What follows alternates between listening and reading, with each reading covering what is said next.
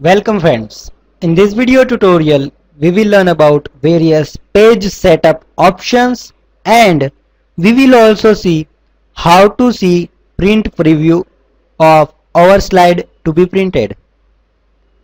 To set the page setup, first go to the design ribbon and page setup options. Now click on the page setup option. So one window will open.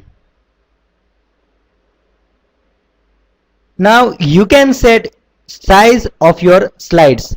For example, your size to be displayed on 16 by 9 ratio screen, then you can use this size for your presentation and press OK. So your size of slide will be changed and content fits in that size only will be displayed on screen. Now you can see various sizes are available for presentations. So I am selecting my normal size. You can also set width and height manually to be displayed. You can also set orientation for your slide. For example, if I want to set my orientation to portrait mode, then I can select portrait and press OK. So this is the portrait mode. Portrait mode used when there are lots of content in our slide. So this is my portrait mode. So this is page setup option. Now I am selecting my landscape mode. Now this is about page setup option. Now let's see print preview. To see print preview, go to the office button and go to print option and print preview. So this is my print preview of slide.